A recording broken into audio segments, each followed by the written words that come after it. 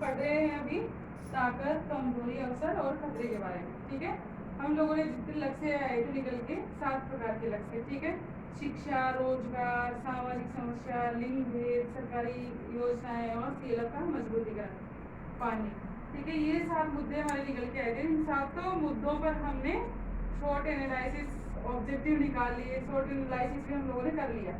अब इनको हम जब समस्या समाधान करेंगे तो हमारे पास ताकत क्या क्या है हमारे सीएलएफ के पास, यानी हम इतनी समस्याओं का समाधान कैसे करेंगे, हमारे पास क्या है, हमारे पास पावर क्या क्या है, ताकत क्या क्या है। ठीक है, तो हम कितने काम को कर पाएंगे।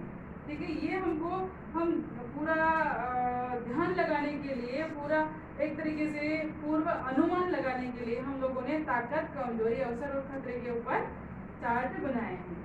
ठीक है, कि इनकी इतनी सारी समस्याओं का समाधान करने के लिए हमारे पास सीएलएफ में कौन कौन सी ताकत है, ठीक है, कौन कौन से कमजोरी है और कौन कौन से अवसर है, कौन कौन से खतरे हैं। ठीक है, तो ये पूर्वानुमान है। अब हमको समस्या का समाधान इनके ध्यान में रखते हुए ही करना है।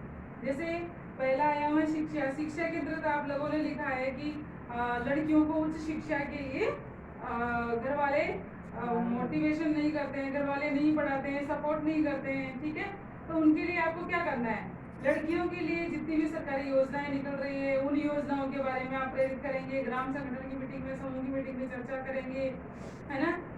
3-4 हजार परिवार जो आपके सीएलएफ में जुड़े हुए हैं, उन 3-4 हजार परिवार तक महिला शिक्षा है, लड़कियों के लिए जो शिक्षा, छात्रवृत्ति योजनाएं, अनेक प्रकार की सरकारी योजनाएं निकली हुई है, उन योजनाओं के बारे में आप लोग बताएंगे।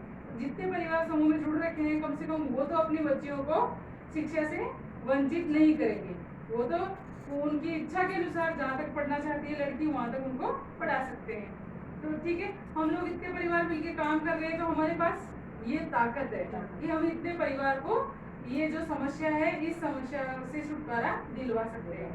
ठीक है, और समस्या क्या थी कि हमारे वहाँ पर सब्जेक्ट के टीचर ही नहीं है स्कूल में, तो हम उसके बारे में उस ग्राम पंचायत के में लिख के दिलवा सकते हैं उस स्कूल के बारे में, उस ग्राम संगठन से।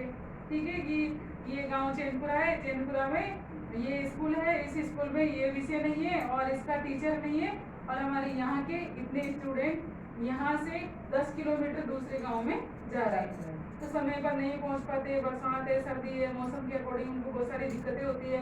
खासकर हमारे ये सब्जेक्ट यहाँ होता तो हमारे गांव के बच्चे गांव में ही पढ़ते।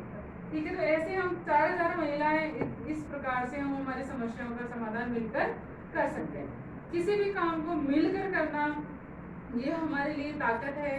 ठीक है, सरकारी योजनाओं का बाहरी लोगों के द्वारा हमको मोटिवेशन करना, सहयोग देना, वो हमारे लिए अवसर है। ठीक है, और हम लोग उस सारे काम को, हमारी जितनी भी ताकत है उस ताकत को समय पर उपयोग नहीं लिए तो हमारे लिए खतरा हो सकता है।